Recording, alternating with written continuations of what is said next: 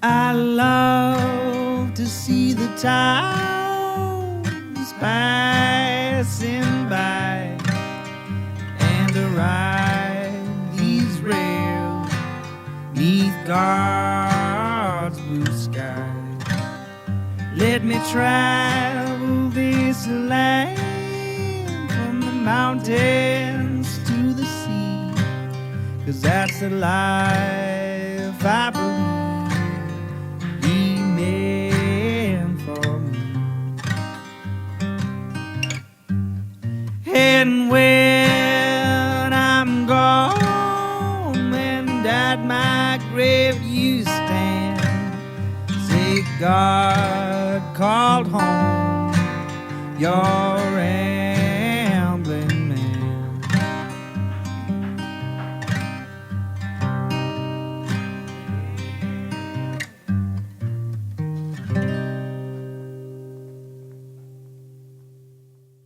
Welcome to Ramblin' Man Podcast, episode number 58. This one is with Diana Warner, and it's more of like a conversation of how she got where she's at. She is a jewelry and fashion designer who has a very interesting story. If you'd like to learn more about her, the best way to do it is to find her on Instagram at Diana Warner. That's DianaWarner, and there's outbound links within her profile. Interesting chat, interesting hearing her journey. Our sponsor this week is Feral Giant. Feral Giant is a graphic design, illustration, and social media company based in Knoxville, Tennessee. If it is digital or anything in the creative field, they can pretty much tackle it all. If you'd like to learn more about Feral Giant, go to feralgiant.com or follow them on any of the social at Feral Giant. Without much further ado, here's the episode.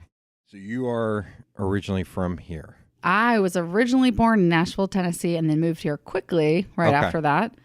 And then spent the rest of my years until I was a young adult and moved to Manhattan. Yeah. Okay. And you went to Farragut? Mm-hmm.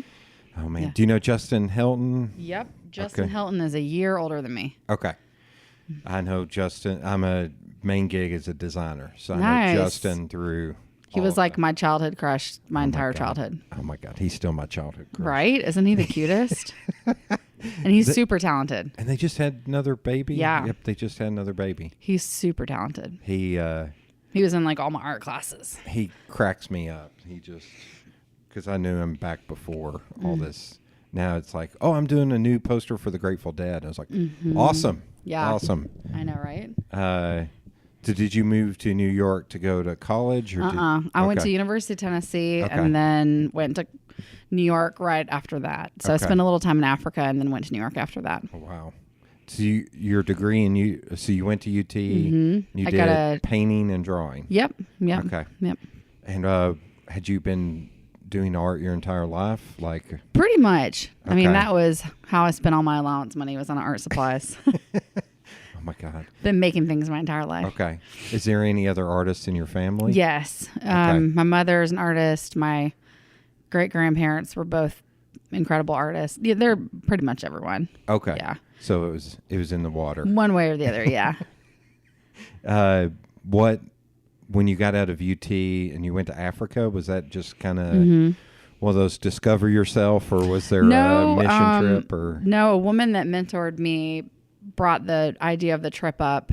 We were going over to help with a nonprofit that sort of existed, sort of didn't. It was sort of to build one, really. And she thought that I would be able to use my skills to help parents of children in need and the parents in need too, but help them create crafts that they already know how to create, but they didn't realize they could make marketable, and then we could market them to the U.S.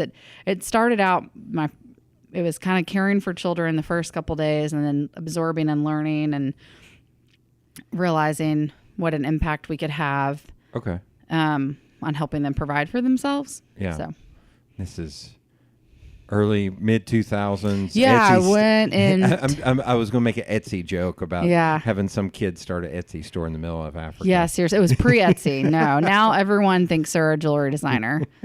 Everyone thinks Etsy is... Ugh.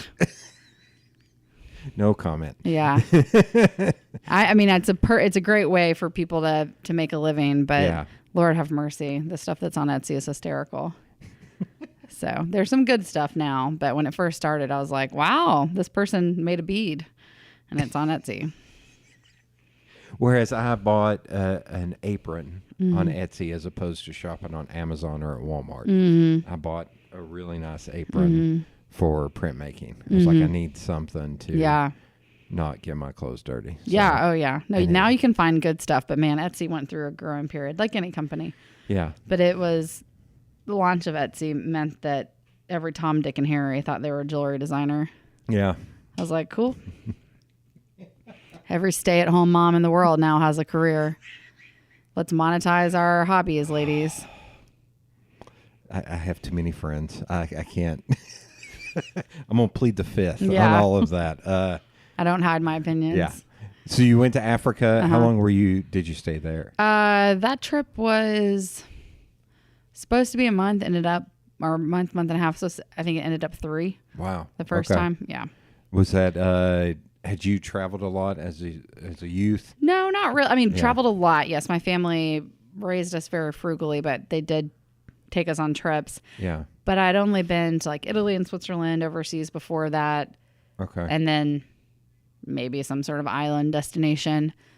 And so that was my first trip in Africa. A solo trip or solo without your folks or first adult trip. Or without other students. Yeah. Did that influence anything in what you did? Yeah. I mean, it made a huge impact. It was way before, materialism or brands that had give back. Yeah. It was way before that. And so we sort of made a mark on the fashion world with being one of the first brands that did that. Okay. And ended up building with the proceeds of some of our jewelry because of that trip and understanding what was going on worldwide.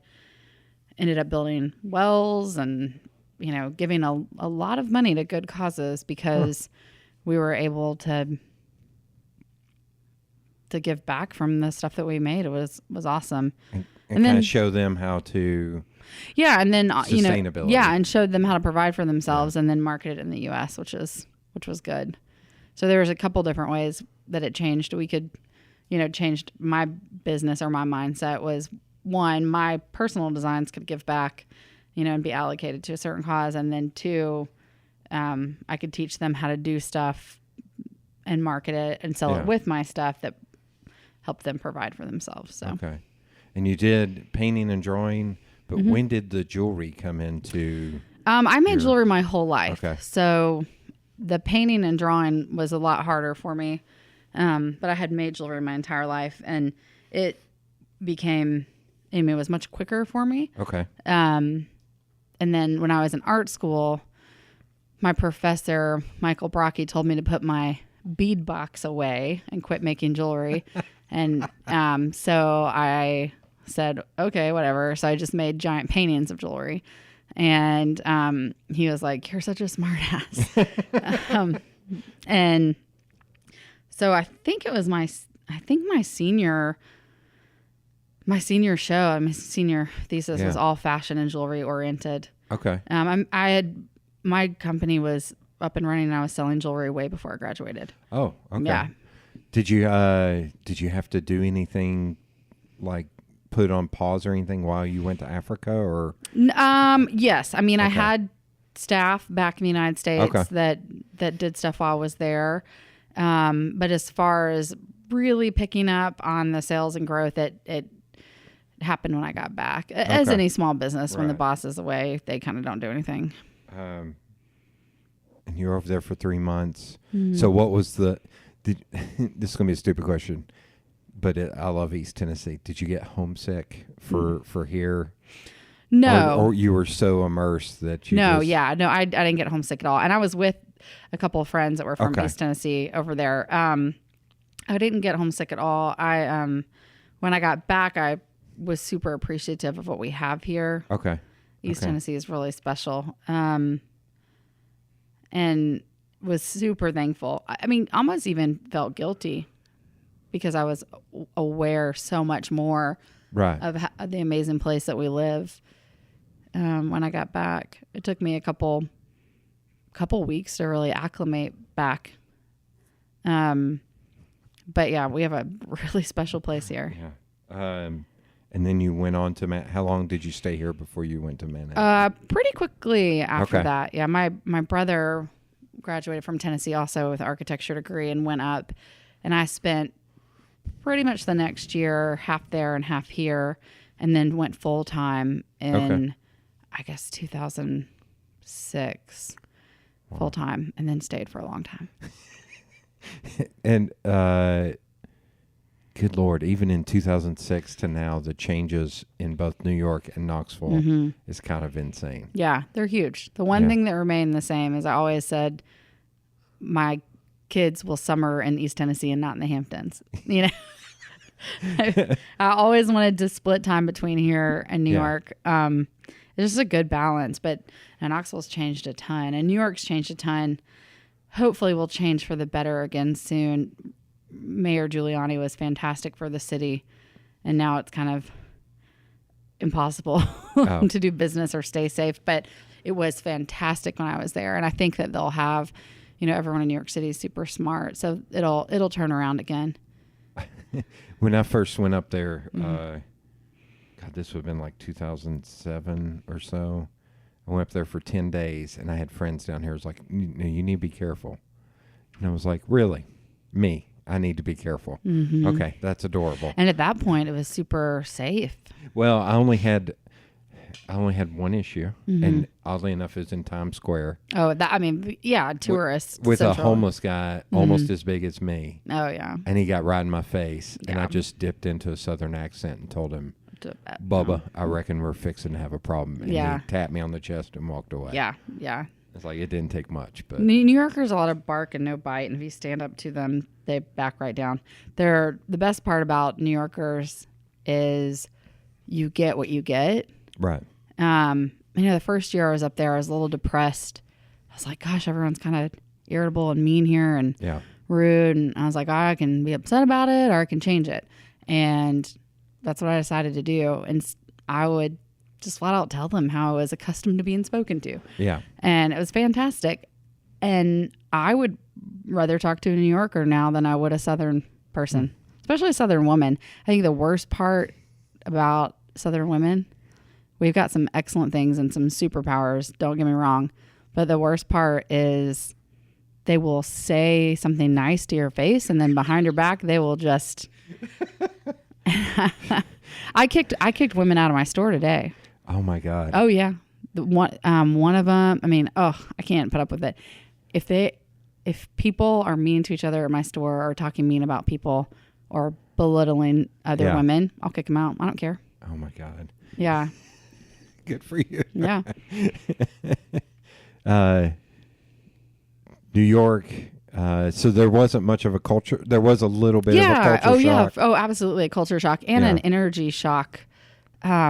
Which part of the city were you living in? The first place was in Hell's Kitchen, which was nothing like it is today. Today it's a very, exciting neighborhood. Yeah. And then Long Island City, which is overlooking Manhattan on the water, is one stop from Grand Central. So it's like a vacation every day. It's fantastic. Right. My office was near Times Square, which was a hellhole. And then my office was in Chelsea for years in the Garden District, which was fantastic. And then after that, it was in Gramercy Park, and that's where I remained forever. And that's still considered home. Okay. So was right in there, and it's fantastic. I just got back last week. It's awesome. It doesn't matter what time of year it is, or the energy in that city is great. It took a little bit to adjust. Yeah.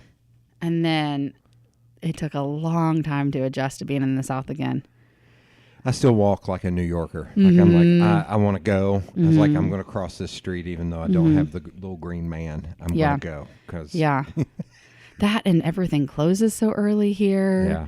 And there's not any workout classes at normal hours. Although I will make fun of the last time I went up, a friend and I drove up to see a Broadway show, and we tried to get Chinese food on a Saturday night at 11 p.m.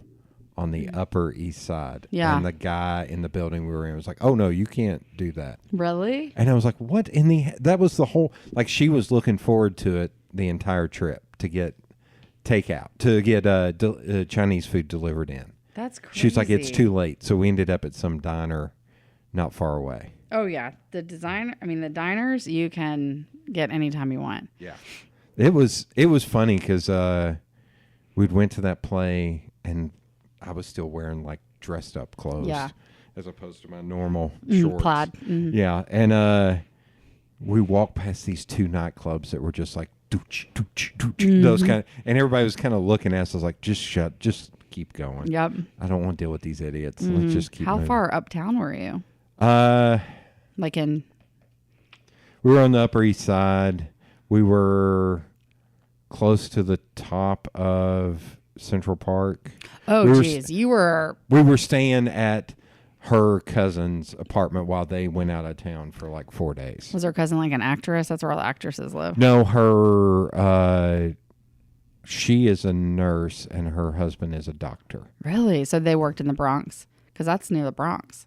I guess so. Yeah. I don't know. Yeah, I was. All I know is that apartment. I was laughing at that apartment because I was like, so it's one bedroom and a living room and like half of a kitchen. And how much did they pay for this? And they're like, $3.7 million. It's like, you are out of your damn minds. Yeah. Yeah. Oh, they must. Yeah. It was a nice. Their couch was very nice for me to sleep on. Like it was massive, and it was a gorgeous view to where we saw a bridge. The park, yeah. We saw the bridge going across, and but yeah, New York was, I don't know. I like going up at Christmas time when it seems to be a different feel to it. Yeah, it's nice. There's nothing like New York at Christmas. No. So what was it like? Is it warm up there? Because the damn weather keeps bouncing up and down. Oh, last week? No, it was warm-ish the first day, like it is here, and then it's generally about 10 degrees colder there than it is here.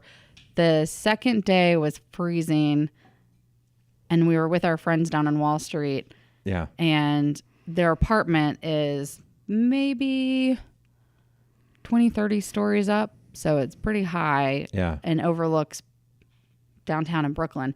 We could see my brother's apartment, and then we left their place and went to my brother's apartment in Brooklyn, which is close to the water in Brooklyn.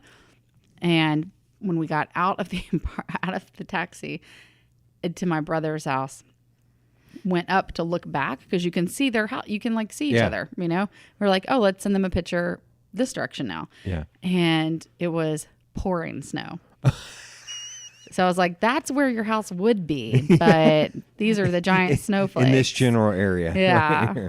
It was funny. Yeah. So my brother and his wife moved to Brooklyn Heights, and it overlooks the city. It's an awesome view. Okay. And then one of my best friends and her boyfriend just moved to Wall Street, and they used to live next door to or pretty close to each other. That's funny. So now they can see each other, which is funny. That's funny. Yeah. Brooklyn has changed. Like not that time, but the time before I went up, I went and visited a friend from high school, and she lives in Brooklyn as a lawyer. Mm-hmm. And she was actually at the point where she had been up there for 10 years. She's like, or 9.5 years. She's like, I hear if you're here 10 years, you're going to end up staying forever. Yeah. And she was like, I'm out.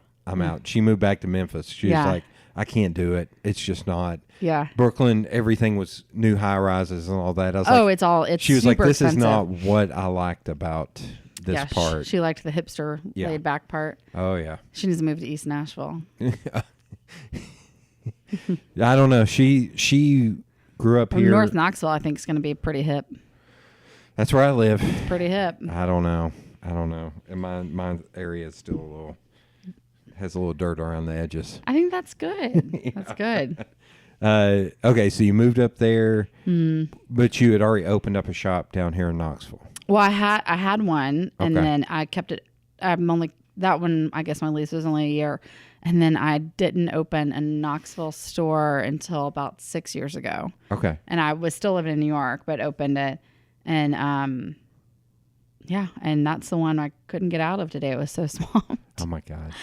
Oh Lord. Has it always been in the same spot? It has always been in the same spot, and I am kind of itching to build a new store. I have a Yeah. friend that is a fantastic landowner and real estate guy around town, and he and I have toyed around the idea.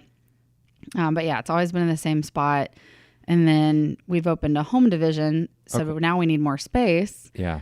And we're either getting ready to put in a full-fledged just home store, a couple doors down from it, or build a new building to house both. So we're kind of dragging our feet and just deciding that whatever you believe in, I believe in God. You can believe in whatever you want. The universe is going to work it out. So we, it's been a glorious blessing. We don't even have a sign for our home store. We've been open over a year. Yeah. And we cannot keep up with our work. It is cool. I think I know that we're really disrupting the good old boys club as far as building materials and tile and cabinets goes. Yeah. And we're doing a fantastic job. And so it shows and that we can't keep up. Okay. So, going back. So when you moved to New York, were you still sticking to jewelry or had you expanded to fashion or? Nope. Sticking to jewelry. I don't think we added, let's see. I think we added shoes about 6 years ago, 7 years ago. And then clothing right after that. So it was pretty much jewelry for a long time. We added clothing. Actually, I take that back. We added clothing in 2009, so 11 years ago. But because that's when I opened my New York store and we had clothing and shoes and stuff there. But then we produced our own about 7 years ago. Okay. Did you start doing the shoes and the clothing due to want from the clients? Or? Yeah, want from the clients, and there's just holes in the industry. I mean, there was no comfortable high heels, and there was no women's shoes that were pretty and also healthy for your feet, and it was something I could do. Okay. So, did that take a strong learning curve to learn? Oh yeah, what you needed. Oh yeah, I mean, you know how when you're in high school and you're trying to study for a test and your head kind of hurts and there's this pressure and you clench your jaws all night and you know that kind of feeling. It was like that for a solid year. And again last year, I mean, I had to do, you get complacent and you get going on what you know to do, and it just becomes not habit but pattern or whatever. And so your brain isn't stretching. And then last year when we opened the home division, my head hurt for probably a year from learning. And I'm so glad that I put myself through that, because I think most people prefer to just stay in what they know. Right. And I pushed myself through it, and you end up realizing how capable you are. Yeah. And I think sometimes we forget that. Yeah. But, you feel like you're in 8th grade trying to pass a damn algebra test. I had an opportunity to do SEO work for a hosting company. Oh, Lord, that sounds hard. But the funny part was, I was like, okay, I have to work up an estimate for them. Mm-hmm. I know a little bit SEO. I don't know. Mm-hmm. So then I just started reading, and I read for like an entire day. Good. I'll hire you. Do you want to do my SEO? And then at the end, I felt like Neo in the Matrix, where I just like looked up and I was like, I know SEO now. That's amazing. To where it was hilarious. It was like, wait. Do I actually, where I was confused, but wait, do I actually know this? Do I know this? Or do I just make myself believe I know it? Yeah, I don't know. Does this work? Yeah. It was hilarious. The first time I designed a kitchen, I just held my breath and I was like, is this going to function as a kitchen? Oh, I joke all the time. I was like, there are times where I look around and I'm like, are there any adults here that can step in or answer this question? Yeah, it's sometimes I feel like inside we all feel like little kids playing dress up. Oh, yeah. Or playing Office. I played Office a lot. And we are all pretending we know what we're doing until we actually do. That is 100% accurate. Yeah.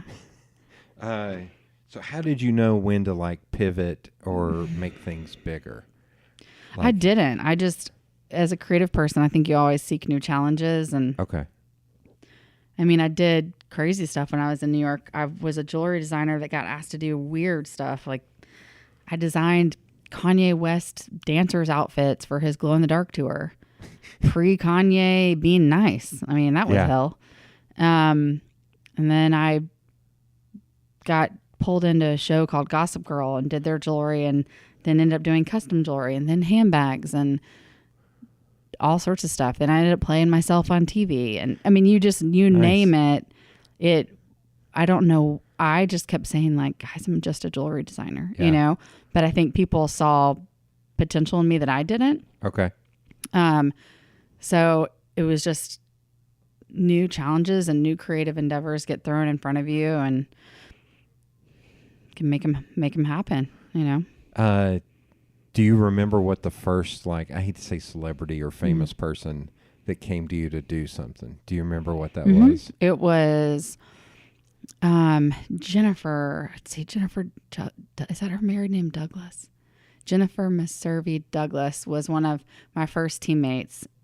She's from Knoxville. She went to CAK. Okay. I think it was Jennifer. Her contact, maybe it was Sarah Beth's. They used to own L Boutique. Sorry, I have an accent. That's here in Knoxville. And it was Natasha Bedingfield. Oh, yeah. The singer. And she had just been nominated for a Grammy. And we sent her a box of jewelry. And I had heard her sing and assumed that she was a gigantic woman. And because of her voice was so powerful, and I just assumed she was this gigantic lady. And so I made all this big chunky jewelry and these longer necklaces to put in the box. Right before we UPS'd it, someone showed me a picture of her, and I was like, what? She's this tiny little blonde thing. I thought she was tall. She's not tall? Oh my gosh, no. She's like a midget. And she's this tiny little blonde thing, and I think British. Yeah. And or halfy, you know. And I completely remade the jewelry, and she picked a piece and wore it, you know, on the red carpet. That's awesome. And I think that was the first one, I'm pretty sure. And then she ended up wearing down the road, maybe 8 or 9 years later, just by chance, her stylist asked us for, actually it was Rascal Flatts stylist asked us for stuff for Natasha. And we sent probably 45 pounds of jewelry from New York. Because she said, I need stuff for the extras, yada, yada. Yeah. And it was this music video that it was a song she did with Rascal Flatts called Easy. I was going to say Friday, but it's Easy. It's beautiful. The video is beautiful. They shot it at the Symphony Hall situation in Nashville. The Schermerhorn? Yes, yeah. I can't pronounce that well, but I've been there. Yeah, Schermerhorn, yeah. And I think it we was both muddled through it. Yeah, Schermerhorn. I think it was when it was new too, and everyone muddled through that word. But the video is gorgeous, and all the extras wore all the jewelry. Natasha had our earrings on and stuff like that, and it was, I mean, her voice is fantastic. Yeah. So she used to be on some, I don't know if it's Ally McBeal or something. She was on some TV show. Oh, really? I think I may be wrong. I don't know if Natasha's old enough for that. Ally McBeal, we were like 7 when that came out. Oh, no, I was post college when Ally McBeal came out. Okay, so that was the first. Is there anybody? This is going to be like 4 questions. Mm-hmm. Is there anybody that kind of blew your mind that you designed for or had jewelry for? Is there anybody you would still like to do something for? I mean, I don't really love people anymore. I'm just kidding. I'm just kidding. I would like to do jewelry for nice people, and I've had the great pleasure of doing that a lot lately and making my choices. You know, I loved, I've done a lot for a lot of celebrities. Right. Generally, I have no clue who they are, which is great for them because they're like, oh, she has no clue. But anyone that is nice and passionate about their job, I would do anything for them. And I mean, right now I'm executive producer on a movie that's got fantastic celebrities in it. And I'm having more fun. It has nothing to do with the movie, but in the same office, the talent office, there's a ton of up and coming country music stars. Okay. Women and women have a ton of pressure to look fantastic all the time in country music and music in general. And I'm having so much fun gifting them with stuff and letting them sit in my seats for hockey games and, just spoiling them as much as I can. Yeah. And they're, as far as the world's concerned, they're nobodies right now. Yeah. But I'm having so much fun just supporting them, knowing that, that I'm helping give them a little step up in the industry because I can let them borrow stuff, or I can gift them with stuff, or I can encourage them so that I believe when you feel better, when you dress better, you test better. And when you feel better about yourself, you feel like a star, you become one. Yeah. And I'm having a lot of fun with that. It's funny, like we'll be in movie meetings and somebody's agent will, interrupt and side talk fashion with me. And then I'll go back to the work that I'm supposed to be doing. But I'm having fun with the young girls right now. Okay. With helping them out. And was there a tipping point? Because I did look and saw that some people, like you have, like mentored and helped younger people out. Has that always been a thing, or did it hit a tipping point where you're like, I'm in a position to where I can help others? I think it's probably always been a thing. I had younger siblings growing up and busy parents, so I was born with that mother duck thing. So I think it's always been a thing, and I worked in a program in Knoxville that mentored younger kids when I was in college. And I was like, when was that? When I was in college. But yeah, it's probably always been a thing. When I didn't have anything to give back to them, I would just support them. Right. Or be an ear to talk to. And sometimes I think that's probably the best thing. Yeah. A lot of these kids are way smarter than me, or at least I think they are way smarter than me to begin with. And so just being a ear to listen. Right. And encourage them. Sometimes they just need a cheerleader. Right. Right. Or they need to run something by someone older, and I'm not scared to say that is a horrible idea.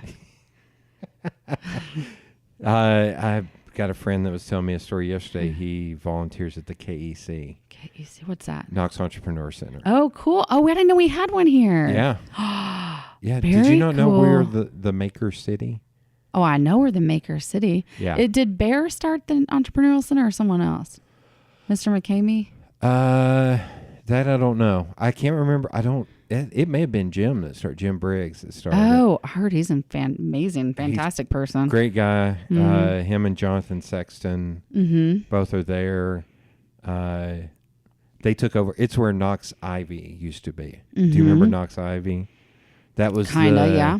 Online video trying to be a TV series. Brent Thompson and Lauren Lazarus were on there. It was like a TV network in downtown Knoxville. Cool. Knox. Did I go to school with Lauren Lazarus? Maybe. I don't know. I feel like I did. Real pretty. She's doing art right now. She's got a little shop in the old city. Not little. She has a shop in the old city right now doing art. I know her. That's one of those weird ones. Knoxville thing. I'm friends with her on Facebook. Don't think I've ever met her. I'm friends with her husband, though, Johnny. Johnny. Yeah. Let's see here. I feel like she's super pretty and maybe played soccer. We have a lot of mutual friends. I'm probably really good friends with her, and she's going to kill me. Oh, she is gorgeous. Look at her art.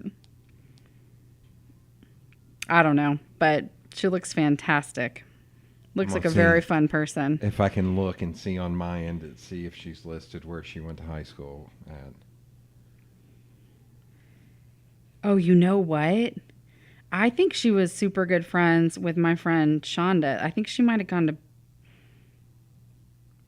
Bearden. Well, Maybe she danced. Facebook. There it is.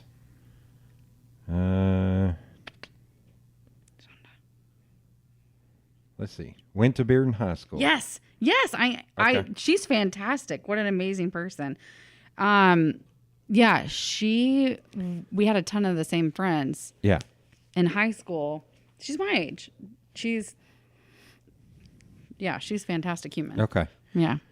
But yeah, they went into, when Knox Ivy left, they went in shortly after that. I don't know if it was the city or the chamber that kind of helped put them in there. Nice. But yeah, they've been going pretty strong. Maker City thing has been pretty big. There's been a Maker City Summit for, I think, 4 or 5 years now. So we're the Etsy capital of the world? Yeah. Yeah, that explains a lot. But I will say, like, we also have, and this is what I've heard. I'm still not 100% it's true. Do you know Matthew Cummings? Pretentious Glass? Oh. Or know of him? Yes. Okay. Apparently, he is the #1 salesperson on Etsy. Nice. And I think it's because his products are fantastic. I'm sorry, Matt, but they're very expensive. Oh, yeah. I think Oh, no, they're super expensive. but you they're know amazing. What? Yeah. I own 2 of them, I think. You do? Yeah. You know, Richard Jolly's here, too. Yeah. He gave me his cell phone. He said to come over. I'm like, are you serious? Yeah. Him and his wife were so sweet. They were like, yeah, come by. I was like, you're joking, right? You know, because at heart, I'm a little kid. Yeah. I have to get over, like, I have to remember, I'm a respected artist. Oh, okay. Yeah. I'm got inducted to the Tennessee State Museum. You know, like I have to remember that I have some sort of clout. But Richard Jolly gave me his card and I got tingles. I was like, oh my gosh, this man's amazing. Him and his wife's name's a boy name. I forgot her name. She's wonderful. But they were the sweetest. People in Knoxville are so genuine. Yeah. I have that with sports people and comedians. Yeah. I meet them and I'm just like, I met Charles Barkley and recommended a cigar to him, and he actually bought the cigar. Yeah. And I was just like, that's Charles Barkley. I'm 2 inches taller than Charles Barkley. That's awesome. That's freaking me out a little bit right now. Yeah. That's so funny. I have worked with so many sports people and I had zero clue who they are, and TV people, zero clue who they are. But you put an artist next to me and I will geek out. Who, okay, here you go. This may be a harder question. Who would be on your Mount Rushmore?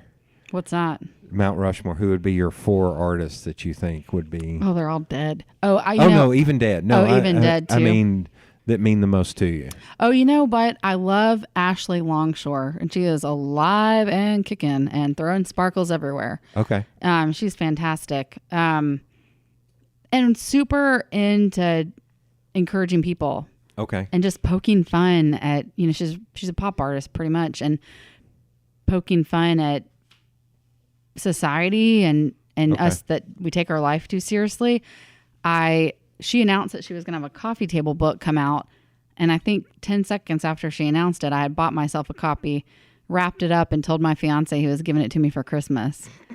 And the second it got to the house, and I purposely wrapped it in sparkly paper because I thought she would appreciate it. Yeah. And but she's alive and kicking. She's really fantastic. Matthew Barney is incredible, totally weird, but incredible. And his studio was near mine in Long Island City, and he was real nice to me. I was super skinny and blonde, so that helped. But he was super nice to me, and I geeked out over him when I was in art school. He's alive. Any dead ones? Oh yeah, Francis Bacon. Oh, okay. Total weirdo. I don't have Love to write him. that one down. Yeah. That one. Yeah. Jasper Johns. Yeah. He lived on Edisto Island. I used to try to find his house. Yeah, Jasper. Yeah, he did. Huh.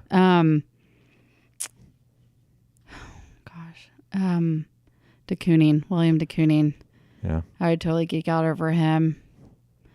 And then there's this Knoxville artist that passed away recently that I would have loved to have met and told him how much my mom appreciated his work. He was the light guy, the artist of light. Thomas Kincaid? Thomas Kincaid. Oh Isn't my he God, Knoxville Painter guy? of Light. Painter of Light. No, he's I not. don't think he's Maybe he just had a gallery here or something. He's got galleries everywhere. Oh, okay. Well, my mom was a huge fan. It's not my style at all, but my mom was a huge fan. It would have been nice to meet him and just tell him thank you for my mom. But yeah, I'm not super interested in realism that much. Okay. My uncle Bill William Purdom is passed away recently, and he was a fantastic artist. I probably learned more from him and the way he did stuff than anyone. He learned how to mass produce, which is genius. Yeah. His art without copying. I mean, he made prints, but I don't know. I mean, there's so many people that the way their brains work are so different. There's some pretty fantastic artists in New York that went to school here. Okay. Michael Brocky was like a genius factory. He was at University of Tennessee, and he's passed away. He would tell me to fuck off on a daily basis. And he said when I finally got into the art school, and I'd been a relatively smart kid my entire life and didn't have trouble in anything, and they wouldn't let me into the art school, and he finally let me in, and I was like jumping up and down and like tears rolling down my face, and he was like, can it, Diana? And he was like, you better learn how to fucking paint. Oh my and he God. was like, just get out of here. The only reason you got in is because you're genius. And he was like, and I'm sick and tired of you applying. And I mean, he was so mean to me. And He was a teacher or another student? Oh no, he was a teacher. Oh my God. And I just looked at him and smiled, and he goes, but you got to learn how to paint. And it was so funny because he pushed me. The only one that called me on the carpet. He was like, you don't belong here. He was like, you don't fit in. And he was like, we'll let you in because you're real damn smart, and you better learn how to paint. Wow. And between him and Charlotta Westergren, who is an artist in residence here and has a gigantic piece in the Knoxville Museum of Art collection, those were probably the two most influential people in my life. Okay. Through like my creative work. Yeah. And they both pushed the heck out of me. Yeah. That's... I'm just... anytime I hear stories like that, I'm like, now imagine that in 2020 lens. Uh-huh. Yeah, right? I mean, he'd probably get fired and sent to jail for that now. My line coach headbutted a kid and knocked him out. And then headbutted a kid with a helmet on and cracked his helmet. And I think about that from time to time of like, oh yeah, he would be in a lot of trouble right now. Yeah, remember when Coach Pruitt got all that negative press for like touching a kid's jersey? Oh yeah. Oh yeah. And I was asking one of my friends about it, and her husband coaches, and she was like, oh, that's a no-no. And I was like... He grabbed a kid by the face mask. Yeah, and I was like, I would have grabbed that kid by the face mask and swung him around 7 times and told him to sit his ass down. Yeah. She was like, and you would be fired. I was like, really? I had no idea. Like, I don't have children yet, and so... and I think I was parented in a different style, and there's all these rules now, but there's so much to be said about snowflakes, and we're producing a shit ton of them right now.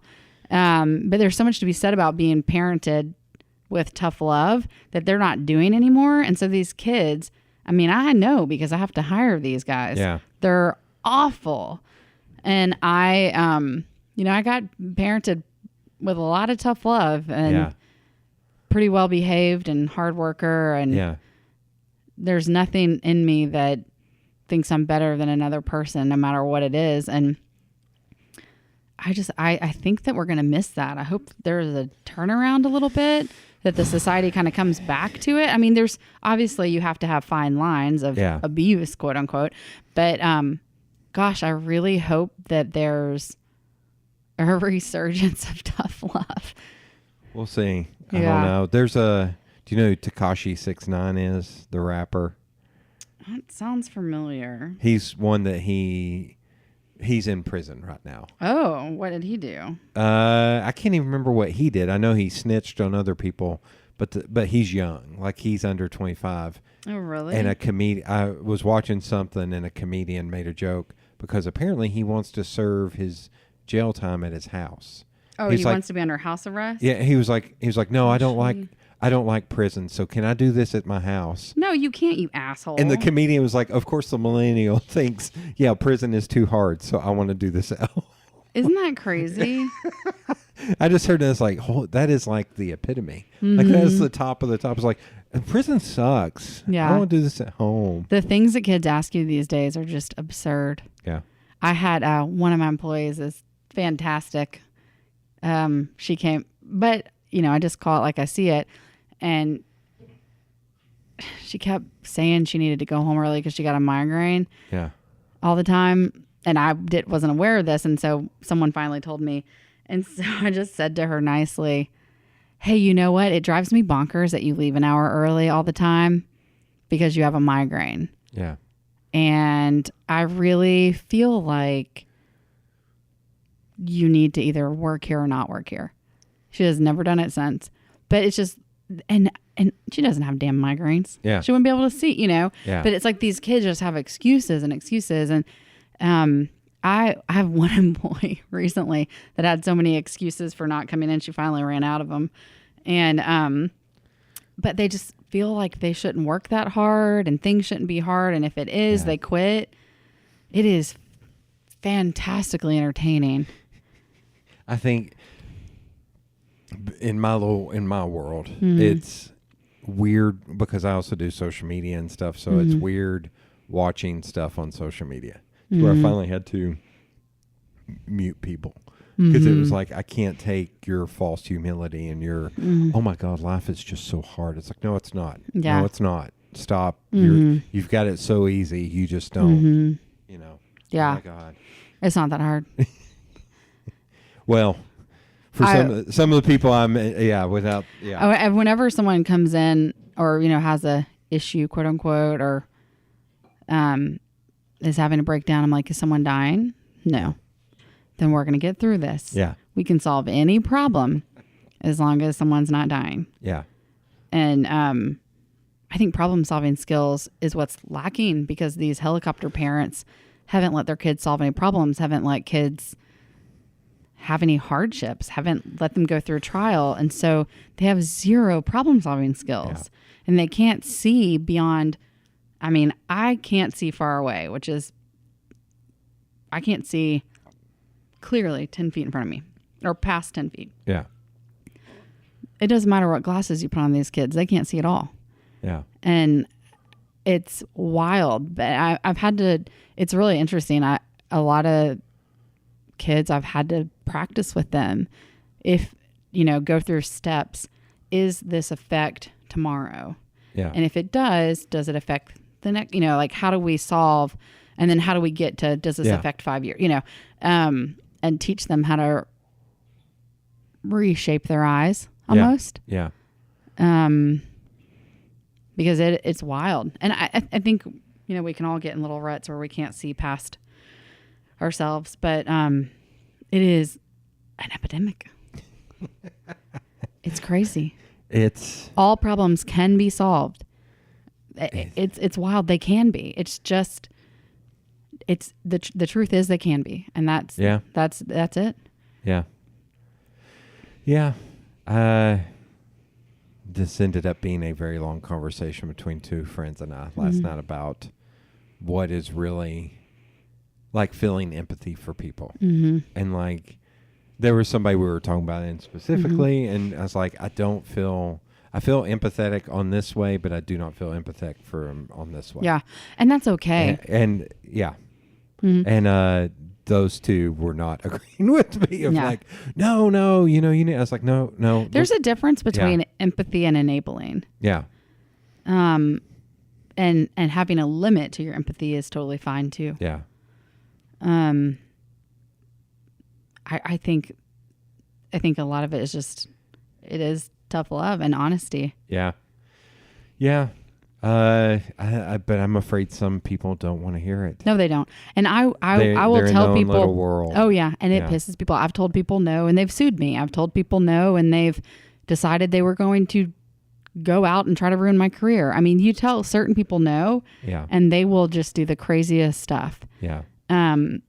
But I always tell people, I will tell you the truth and you might hate me, Yeah. But in 5 years, you're going to love me. And I'm going to tell you the hard truth at risk that you might be mad at me. I wish I could do that. I can't do that. I've got one friend right now where it's a struggle bus of like, you're causing the problems, but if I explain to you how you're causing the problems, all I'll hear is excuses, not an apology. Whereas an apology would go a long way, but excuses, I don't want to hear them. Have you tried silence? Yeah, and they get mad at me even more. They do. They turn into very passive aggressive. Yeah. Like, oh, isn't passive aggressive the worst? I just stop talking, and I'm just like, I'm good. Yeah. I'm good. Speaking of passive aggressive, I got a text earlier that was pretty passive aggressive. Let's see. Oh, that's nice. That wasn't too passive aggressive. Well, in that vein, there was a woman I dated that, so you're talking about helicopter parenting, that her kids, and I don't have kids, so I'm sure I'll get lambasted for this, but I've also asked a lot of friends with kids, and they're like, no, she's nuts. One kid's 12, one kid's 9. And she was like, I can't go out with you during the summertime because I have to be with my kids. She's kind of a single parent. And then I was like, well, what about babysitting? She was like, no, I don't let anybody babysit my kids except for my parents. That's crazy. And she was like, and my dad doesn't want to do it, and my mom is tired of doing it. And I said, I have a friend who's a 25-year-old master's in speech language pathology who specifically deals with kids. She will be happy to sit with your kids. And she was like, no, she's not my family. I don't trust her. I was like, that's literally the best person you could ever. I would ask her not. I would not ask her out again.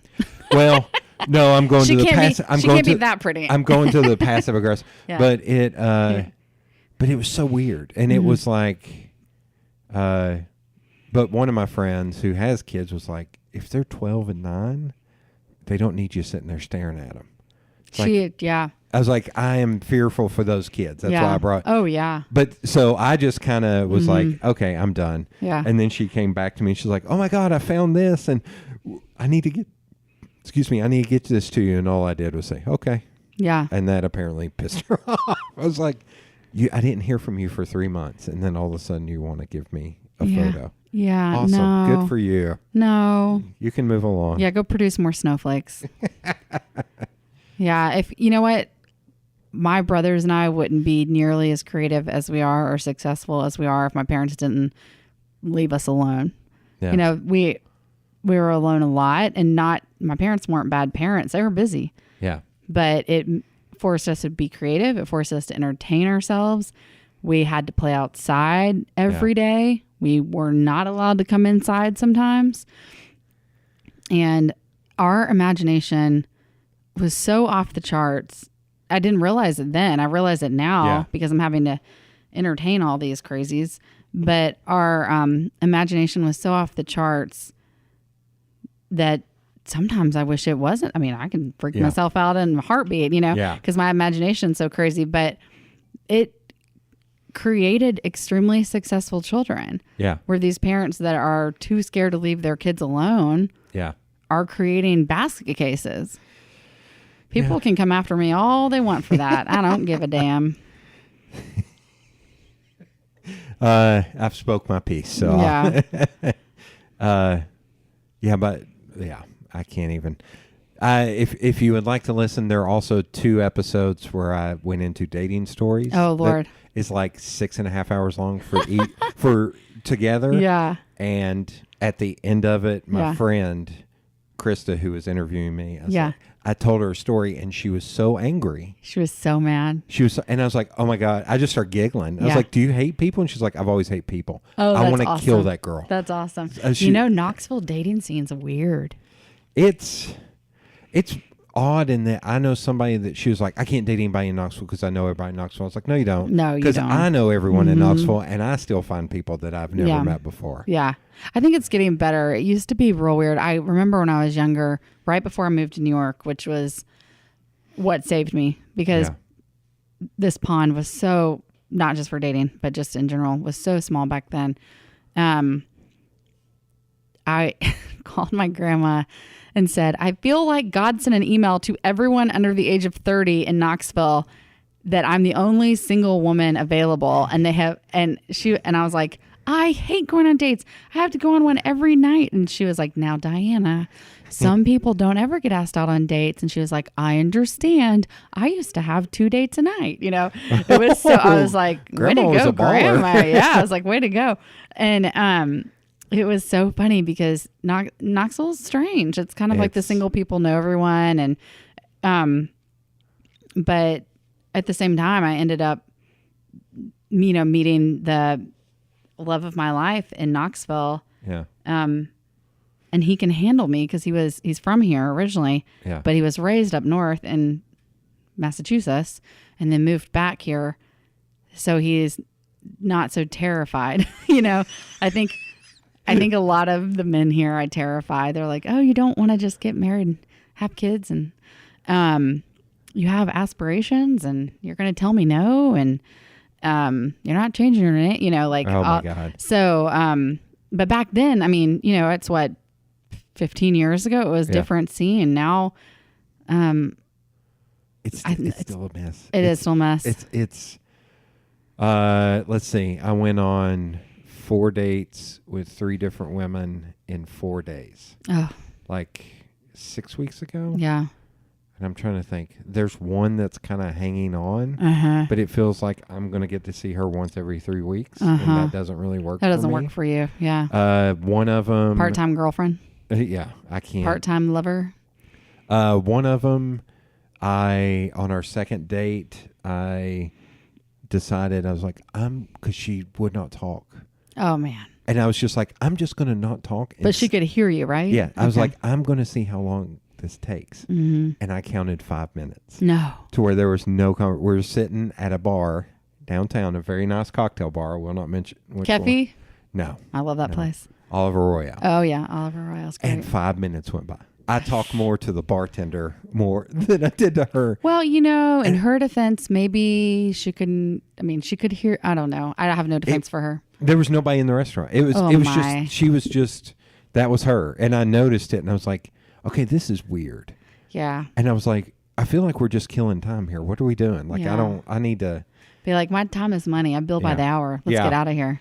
And then the other one, it was so weird. She seemed really aggressively into me and then was like, I'd like to be friends, but I don't see any connection. I was like, you're out of your damn mind. Like, we left a movie at 1:30 in the morning and you were texting me when I got home, and we stayed up and texted she lived way the hell out in Farragut and I live in North, for 2 more hours till like 4 in the morning. I was like, that doesn't seem like somebody who's not interested. Like, okay, whatever, move along. Yeah. Move along. That's so weird. So it's still funky as hell. Yeah. It's a strange situation. Yeah. But I feel like it's that way everywhere. Like I've got friends who live in Cleveland, Ohio, Cincinnati. Well, that's their problems. Oh, I'm just kidding. Yeah, they How live did you in like Ohio. Skyline Chili? Yeah, there's a clothing company called Homage that they come up with really cool old school shirts. For Christmas, I got my dad and uncle's Skyline Chili shirts. You did? Yeah. I freaking love Skyline Chili. It made me cheer for the Bengals, the Bengals, whatever you call them. Bengals. Bengals. Yeah. I'm still a Bengals fan because of Skyline Chili.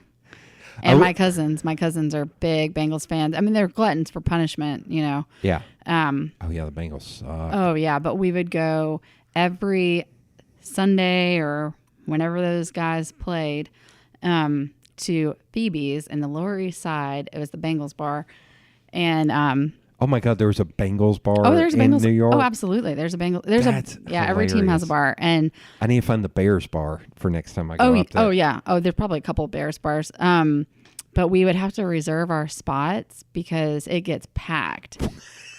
And that's amazing to me. Oh yeah, we were a force to be reckoned with at that bar. I had the whole like hootie high something like no, that's Virginia Tech. I had the whole oh my God, I had the cheer figured out. I had I was a big fan. I wore a lot of orange, which is natural for me to begin with, but a little different shade. Yeah. And I still cheer for the Bengals when I see them. Oh my God. All because of chili. If I'm going, I never could get in Skyline Chili. Oh, See, I spent You a know lot what? of time in Cleveland, Ohio. oh, Cleveland. Uh-huh. Which has grown into kind of an amazing city now. Yeah. It sucked when I first started going up there, but Yeah. there's a place up there in, God, now why am I going to blank on Lakewood called Melt. Is it nice? Is insane grilled cheese. Oh my God, I'm getting so hungry. Sorry. Okay. And I ordered a meatball spaghetti grilled cheese. Yeah. The meatballs were as big as my fist. Wow. And there were 4 of them on there. Wow. Like, it's an insane amount of food, and I always eat it the night before I leave to come back to Knoxville. And I'm Oh like, my gosh. that's not smart. That's not smart at Nope. all. Not on an airplane. I have a friend that's interviewing right now in Columbus, Ohio. And when she told me, it felt like, the end of the world. I was like, no, we just became friends and now you're going to move. Yeah. And she was, no, it's part-time. Or she would commute, Yeah. And all I could think about was, is Columbus close enough to where we could get Skyline chili when I visited? So you can pass through Cincinnati Okay. and get it. But there is a Melt in Columbus. So Oh, if you there visit, is. Okay. that's the furthest south. All right. they I'm going to came. let her know I Melt. officially approve if she takes a job. Yeah. Okay. It's got a really good food truck scene, and it's coming up in a food scene. I think it just passed Cincy and Cleveland as the biggest city in Really? Ohio, population-wise. Yeah. Which kind of blows my mind. I was like, Columbus feels like 3rd or 4th in line. I feel like Cleveland or Cincy would be the big ones. Have you ever been to Party Source just south of Cincinnati in Kentucky? No, Do you know it's like Sam's Club for alcohol? I try to avoid Kentucky at all costs. I got family up there, so Yeah. I can't. Yeah, not go. I've been there a lot. I try Yeah. not to. I used to have a rule that I wouldn't ship to stores in Kentucky.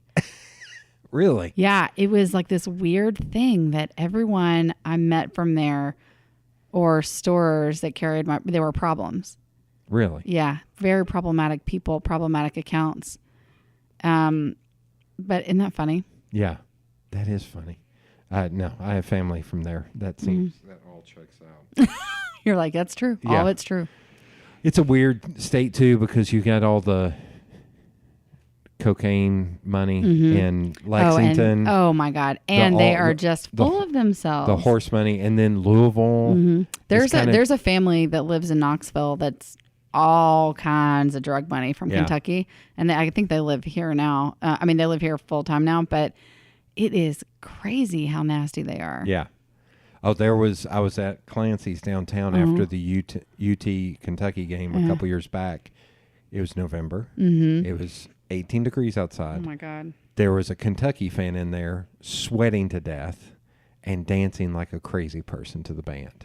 Really? I was like, he is coked to his gills. Yeah. Like to where he was maybe 5'6" and 100 pounds, and he was sweating so much it was soaked through his clothes, and he kept trying to hug me and the band. I was like, no. Oh, hell no. And then he ended up grabbing one of their shirts, and the bass player was like, okay, you just bought that because you just sweated all over my damn shirt, and he handed me the money.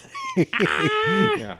That is so funny. I was around a ton of cocaine in New York, and I've never had any temptation to touch it because I'm so annoying sober that I knew people would not want to be near me coked up. I can't imagine. Oh,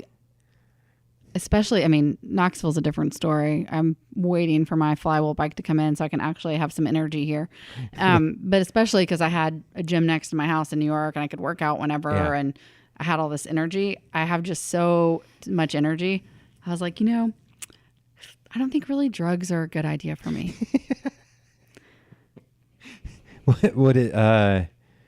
Shoot, now I can't remember. There's 2 strains of weed, and one of them's The upper and the downer? the or upper and the giggly downer, and the indica's the downer, because I remember the phrase "into the couch."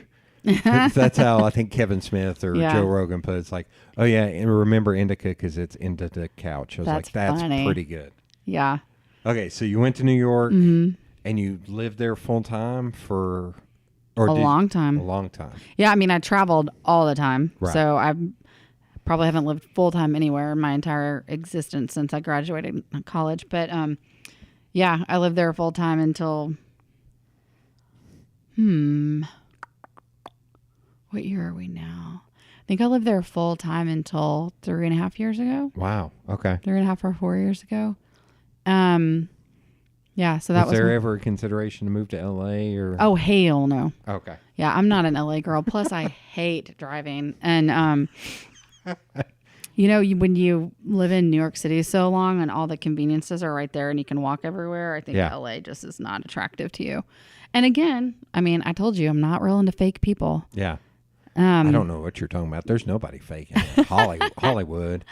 Oh my God. I moved in Nashville a few years ago, and I was in shock. I couldn't understand why women were mean to each other. I didn't understand cattiness because I'd been in New York, and you don't have time to be catty. You're busy. Yeah. And I couldn't understand all the plastic surgery and all the blonde hair. And it was pretty heartbreaking. I was like, why are these people so fake? And then I realized, because I love East Tennessee and people are more genuine there. Yeah. I feel like people are genuine here. I feel like Nashville's getting a lot of carpetbaggers. I call it. Oh, even old Nashville was POS. Yeah. It's not just social climbers anymore. I mean, it's always been social climbers, but it's not just recently. It's always been I jokingly refer to it as Brooklyn South now because I keep hearing all these. I hear people like musicians listen to podcasts and stuff. Musicians and actors are like, "Oh, I moved to Nashville because it's so cool and so laid back." I was like, "It's come to East Tennessee or go to Memphis." Yeah, both those are actually laid back. Yeah, and actually a lot easier to be. Yeah, to just be. My liver couldn't handle Nashville. I think it's funny that it's the number one bachelorette party destination in the world. That hurts my brain. Yeah, it hurts your eyes when you're there. Because I remember there was a buddy that worked at a bank that every once in a while he'd be like, all right, we're going to go to Nashville for the weekend. And we would rent a hotel room downtown. And he was like, I got it. And he was like, I make too much damn money. I'll just get it. And I was like, okay. Are you buying beer too? Because I'll gladly take all the beer. Yeah. I'm a poor working dude.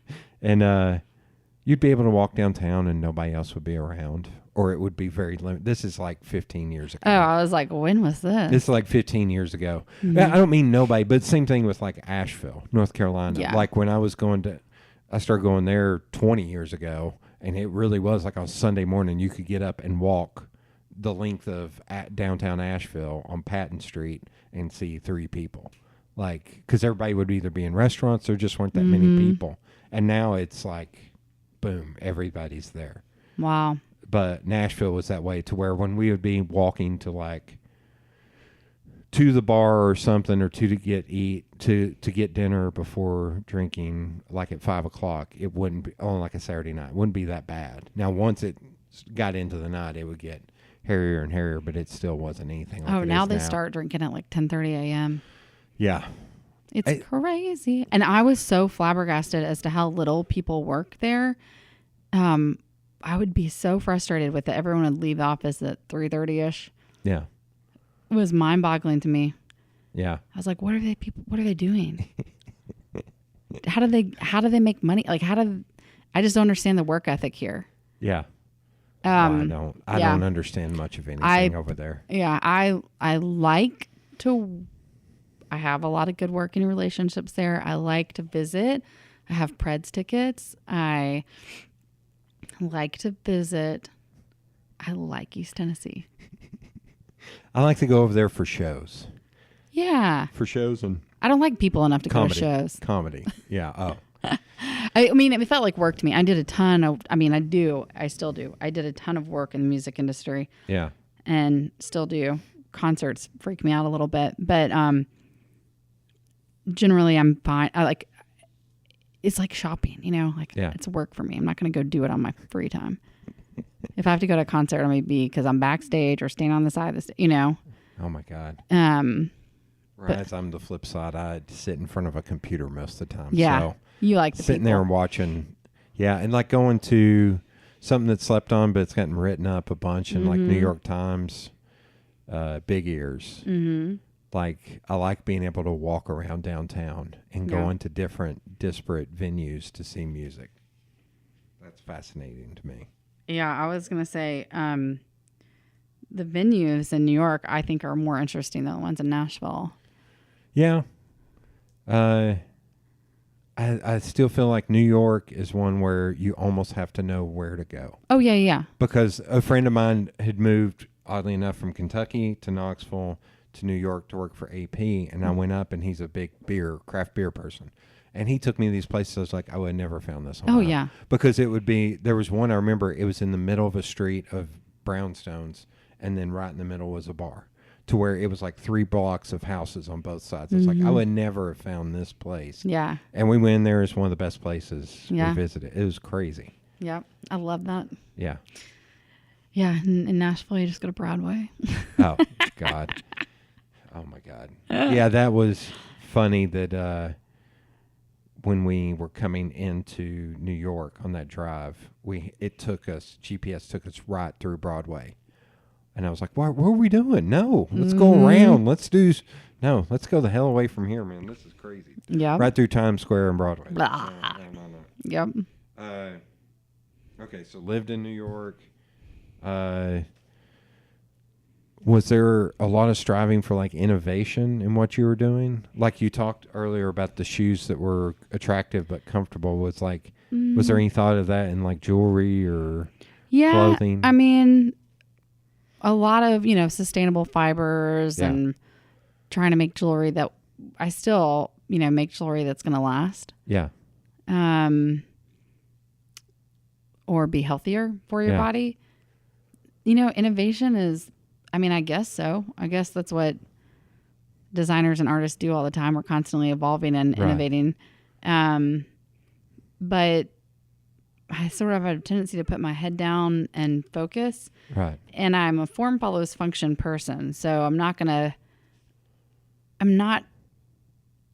don't think people would ever really classify me as an artsy type. Okay. I'm not the kind that goes and designs something and then lets other people figure out how to make it or goes and tries to figure out how to make it. I start with the materials. Okay. And then figure out what I'm going to make. I think it is a colossal waste of time to go design something and then try to figure out how to source it and whatnot. And it might have to do with, my brain might think that way because I've constantly taken care of people, or I've always had to pay payroll. You have to make ends meet. So when you're providing for other people, if it doesn't make sense, it doesn't make sense. And so but then there's all these other designers and artists that are really fantastic, but they're out there having the time and money to throw ideas against the wall. Right. I just never had that luxury. Right. But it's also, it's made me successful. There's very little waste in what I do. Okay. Do you, in that vein, but you still give back a lot? Like you still... Oh, yeah. That's still a part of your... Oh, yeah. I wouldn't be able to afford to give back if I didn't operate the way I do. Okay. Yeah. What are some of your biggest... What is something that you get back to that you think more people should know about that you don't think a lot of people know about? For a long time, it was clean water. Okay. There's a couple groups, one called Blood Water Mission and one called Charity Water that I think are fantastic, that a lot of people didn't know about. Thankfully, a lot of people know about them now. Charity Water, I found out through an artist who his style was he took fonts, like an F, and he built the entire Coliseum just out of fonts. That's cool. And his was, if you donated X amount to Charity Water, you got a percentage off of a print. Nice. So I ended up... That's how I found out about Charity Water. Yeah, no, Charity Water is fantastic. Scott, the founder, I met before he founded it and heard his story and was just blown away. Yeah. But those are great causes. And then, recently we've donated a lot of time and money to Sertoma House in Knoxville. I think it's sertoma.org. Because we've got an aging population of people with disabilities or autism. There's something in Knoxville called Breakthrough Corporation or Breakthrough that's fantastic. I need to touch base with them again and see if I can help out. They are amazing. And I think that's going to be a huge problem for us in the future. And I love that people are trying to think in the future. And well, not to be a spoiler to anybody listening on when this is recorded, but today is the last day that Easttown Mall is open. Oh, darn. I grew up going there, so I Yeah. still have it. But there's some people, it's like it should be an old folks home. Uh-huh.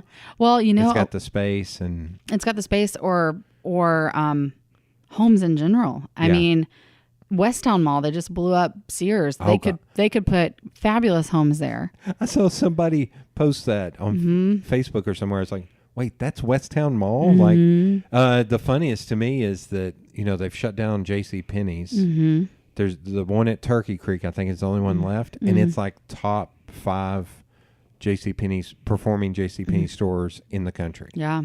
Like that blows my mind that none of the other ones work, but that one out in Turkey Creek work. That's the only where I can buy shirts. I have to buy extra tall, so I have to drive to Turkey Creek every once in a while. Ralph Lauren, right? Extra tall. Polo Club extra tall. Sure. It was on sale. Yeah. They have pants that are long enough for you too. Pants, no. I have a very long torso. I only wear a 34 in length. Oh, geez. Okay. Yeah. Wow. I have a very long torso. Yeah. I'm the opposite. I have 34-inch legs and like a 6-inch torso. But my fiance is 6'6", and so he has to buy tall stuff too. And he's got relatively long legs. What size shoes? 13-ish. Okay. So he's okay on shoes. Okay. 16. Yeah. I can only order them online. Yeah, he's okay on shoes. 13, 14, that's easy to find. I always ask because it's like, all right, I've got sites I use. These are the best sites to buy shoes. Yeah, no, he's... Oddball shoes. Yeah, no, he's good on shoes. That's like a real popular size.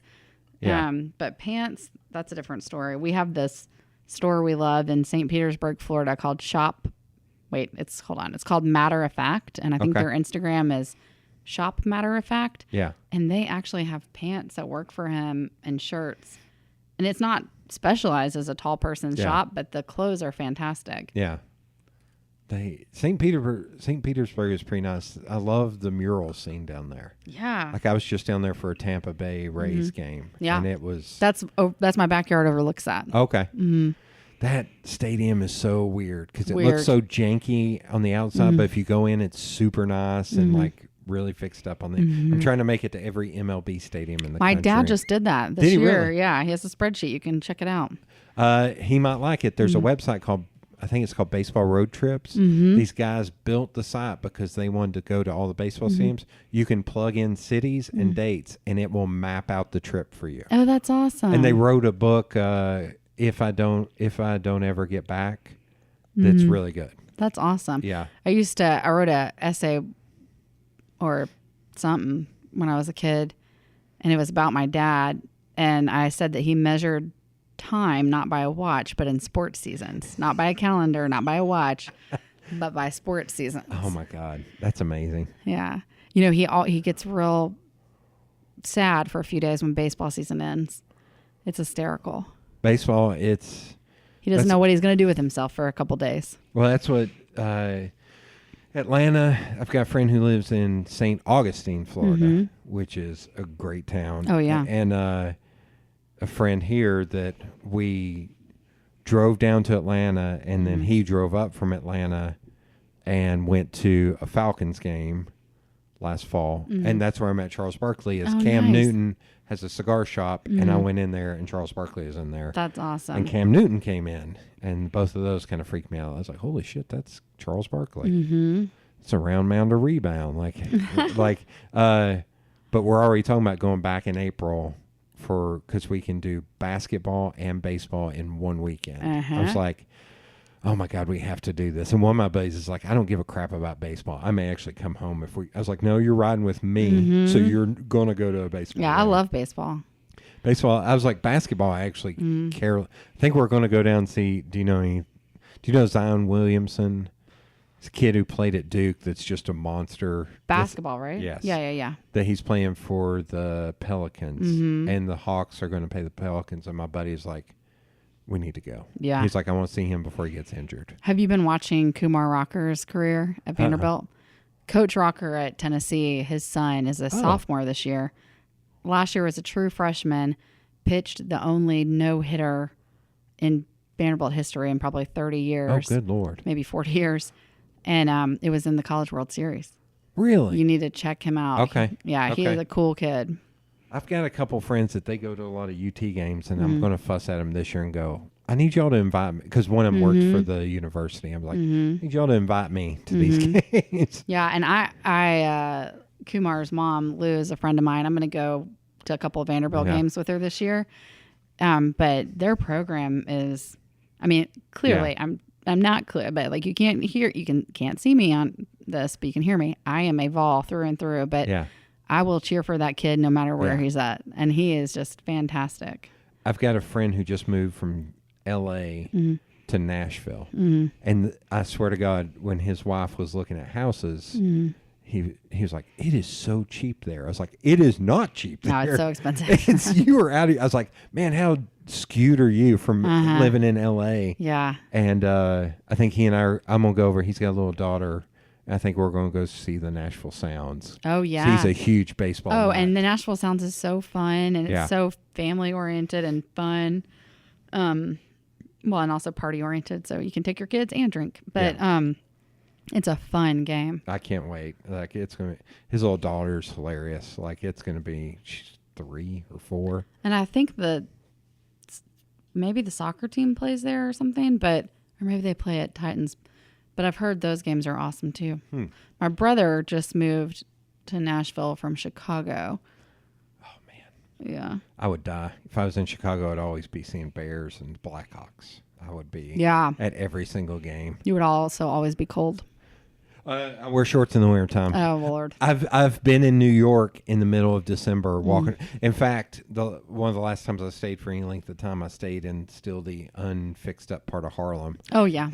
And I was walking to get on the train, and this group of homeless guys was sitting on the ground, and I walked by dressed exactly like this on December 20th. And the guy looked at me and he said, that dude's crazy. And I turned around and I pointed at him. I was like, you remember that shit when I come back through here at 3 a.m. That's awesome. Chicago's a different ball of wax, though. Yeah, I know the wind gets, I love Chicago, but it does get ridiculous up there in the wintertime. Giving back. All right, this will be the last thing. Instagram tagging. Like, that's become like a new, what is that? Where people will try to be influencers, so they'll wear your jewelry or clothes and they'll tag you, hoping you will notice them. Have you seen that? Or? Oh, yeah. I mean, that's been happening since Instagram came out. Actually, when Instagram came out, I didn't know it was public. Yeah. So I think if you go all the way back on my account to when Instagram first came out, I thought it was a photo app. Oh. And you can see there's like a lot of pictures of me and my cousin because we thought we were taking selfies and it was actually the world could see them. Just that influencer culture. Yeah. The influencer culture is crazy. But yeah, that happened a lot more.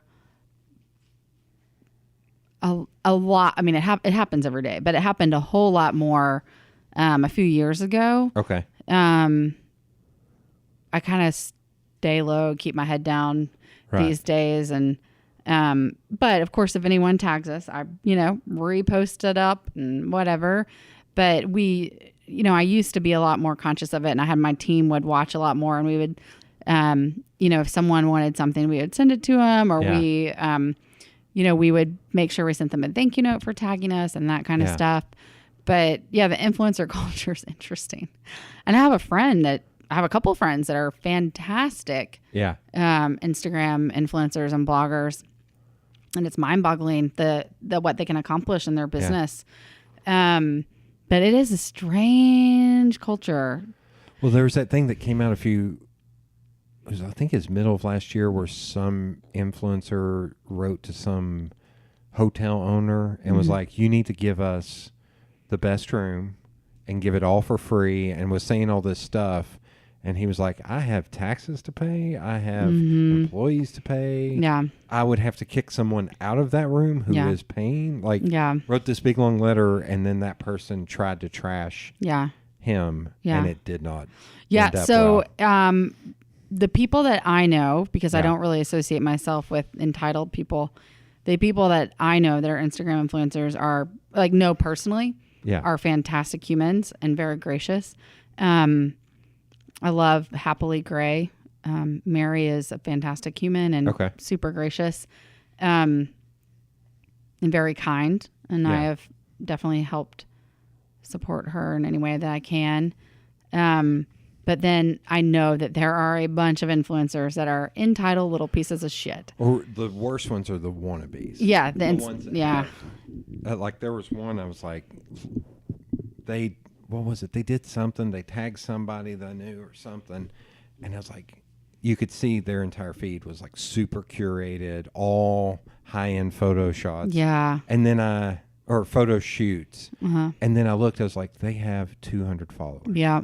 I was like, where are you getting the money to do? Or who is your cousin, a photographer? Like, what is going on here that you're... I think the saddest thing is that I meet kids, like little kids, and they tell me they want to be an Instagram influencer when they grow up. Yeah. And I think that's the craziest, saddest thing. And I'm like, oh, okay.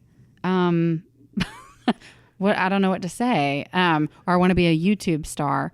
And I think it's crazy. I think it's real crazy. But yeah, I think it is the entitlement culture. It's the weird, I know everyone was real upset about this, but I love one of my accounts. It's not all my accounts, but one of my accounts won't show you the likes. Yeah. And so they I guess they pick. That's the new. They pick like certain accounts when they won't show you the likes. So one of my accounts, I was like, why is only one person like any of these photos? But it was hysterical because then if you click on it, it'll show you, the account holder, who likes them. But now I feel like it's really freeing because I can post authentic stuff on that account and not like, without realizing it, not look and see like, oh, it's gotten a lot of likes. Yeah. And one of my accounts that's got the most followers is like shadow banned or whatever they call it. Yeah. I get a real kick out of political memes. Yeah. And I guess I follow too many political accounts and like too many political things. So you can't actually see on your feed my @DianaWarner account very well. And at first it bothered me, and now I'm like, oh, this is great. Oh my God. Only 12 people can see this. Oh my God. That's hilarious. And I'm like, this is fantastic. I'll post wherever the hell I want. Oh my God. They started coming down hard on hashtags. Oh yeah? On shadow banning hashtags, certain hashtags. And they keep it's always updating the list. I was like, it's getting to the point, it's like nobody should ever use a hashtag ever again. Well, yeah, I mean, because you get more likes if you don't use the hashtag. Yeah. And they're wanting you to pay to play. Yeah. And I get it. I get that everyone has to make money. But it's, to me, I'm like, my Instagram is more like a business card now. Right. So if you go to my Diana Warner home, it's real pretty and it's a business card. Yeah. And but you can tell that Instagram is trying to condition me to pay to play. Oh yeah. And you know what? We don't even have a sign and we can't keep up. I mean, we're okay. Yeah.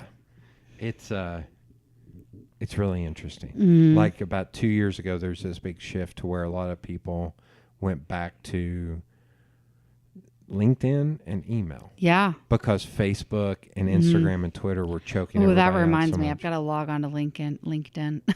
Oh my God. See, I'm an aggressive LinkedIn user. Yeah. It is great for business. And I got really good at it a year or two ago and then got so busy during my learning curve of learning this whole new business, the home side, that I don't think I've logged on in over a year. I don't think it has any updated information, and you're gonna have a lot of I know I get notifications every day about it. Oh yeah. Watch though, there's a lot of there's a lot of wealth management and insurance people using it as a sales platform kind of thing. Yeah, like it's almost like a virtual networking event. It's like I've had there's one guy. It's funny because if I look at my messages, I have 10 messages from him, and I just look at him and it's like, nope, close. Yeah. Nope, close. Yep. And I don't even think I unconnect. I was like, I don't care. This is fine. Yeah. No, I think I turned notifications off on that one. But even like my fiance said, he needed to do something about health insurance. And he was going to reach out to someone that keeps contacting him on LinkedIn. And I just looked at him. I go, really? Yeah. I go, no, you're not. He was like, what? And I was like, no, that is spam. Yeah. Yeah. That's somebody. There was one guy that I met at a networking event that he started with emailing me. Mm-hmm. Then he started with then he went to LinkedIn messages. Mm-hmm. Then he went to trying to call me. Yeah. Then he went to texting me. Oh, no. And then I was like, you know what? I'm going to meet you because I'm going to put a stop to this. Yeah. And so we met, and I looked at him and was like, I ain't got money for you to manage, man. Mm-hmm. I was like, I'm a working Mm-hmm. schlub, Mm-hmm. creative person. Mm-hmm. You're not going to get Yeah. bukus of money. Yeah. He's like, well, can you recommend 5 people you know? I was like, no. Is this MLM? Yeah. Oh, That's my yeah. God. And there was another guy that I've met, a former UT basketball player, Mm-hmm. that a friend of mine, I ended up being one of the 5 that he recommended. And he was like, well, if you can think of 5 people. And I said, no. I'm That's not weak like my crazy. buddy. I'm Yeah. not going to do that. Yeah, that's crazy. I don't know if I'm the only person on the planet that gets freaked out by networking events, or people invite me to them all the time, and people don't invite me anymore because Yeah. I finally just started saying, do not invite me. Yeah. Like, I'm not coming, and Yeah. I'm not going to be nice about it if you keep asking. That's I end up having to go to, because I got to hustle for business. Yeah. In my world. Mm-hmm. I do run one Mm-hmm. that is a social media group. Oh, well, that's different. Yeah, that we meet, but I always have to categorize it as networking. And in the beginning, I got Edward Jones people, and there's still Yeah. Adrian, who's a mortgage guy, who's awesome. He still comes, and I'm just like, but all the other ones have just faded away. Yeah. I was like, yeah, this is not that. So now it's more creative people or people who want to learn more about how to do social media. Yeah. I don't get invited to BNI anymore because I told them, Oh, yeah. oh, Lord have mercy. We had this one, oh my gosh. We had this one sales rep that was 10 kinds of stupid. And he gets sucked into all these networking groups all the time. Never produced a single sale from one of them. But he was so excited about all these networking groups and he couldn't keep up with it. Yeah. And I was like, dude, did you Yeah. make any business? Yeah. So he finally had like one real sale from this networking group this guy started, and it wasn't a real sale. The guy networked so much that he had a girlfriend, an extramarital affair in the networking group. Sweet. And he was trying to get us to buy from his girlfriend in the group. She was dumb enough to tell us that she was dating him. He found out and was like, no, I'm happily married. And I was like, that's weird. Yeah. But it was just this big inner woven networking drama. Yeah. And I finally was like, you know what? I don't want anything to do with this networking group Yeah. and anyone from it. Yeah. I was like, no way. I went to one put on by the chamber, and it was all banking people. Yeah. And Well, I they're probably real exciting. literally had one person. It was funny. There was a small agency that had 3 people there, and there was me. And the banking people walked up. They saw 3 people, and then they saw me, and literally went and turned away from me. No way. And I went, really? I was like, you're an idiot. And I started to, I was like, what? And one of the guys started poking me in the chest and said, you don't know how important he is? You need to turn back around. Like, not saying I am important, but he was like, connections and stuff. He was like, Yeah, I feel like networking groups is just like an invitation for you to all judge each other. yeah, I'm like, no, dude. yeah. Anybody who gives me a business card, if it's nothing that I was like, There's this builder in town named Danny Calloway. He's like from Powell Halls or something. Yeah. I love this guy, and he's terrified of me, he says, because I cuss so much, but he's an older guy and he is so funny. And he said, I don't need that networking shit. And I said, okay. I said, that's how I feel. And he said, I've been in this business 35 years, never had a business card ever. Oh, wow. And he goes, that's how you're supposed to do business. And you know what? I looked at him and I love this guy. Like, when I met him at first, I was terrified of him. And about 20 minutes in, I was like, I love this guy. That's the best advice. If you can do business without ever having to have a business card, you're doing something right. as someone who designs business cards, Yeah. the thoughts and reflections of Hey, design a digital one or something. But Yeah. I haven't printed a business card since I met that guy. And my Wow. business is amazing. It's going great. yeah, And but I loved that advice, and it wasn't even about a business card. Like, I'm Yeah. a paper dork as much as anyone else. Like, I love Yeah. good design, I love good paper, and I love logos.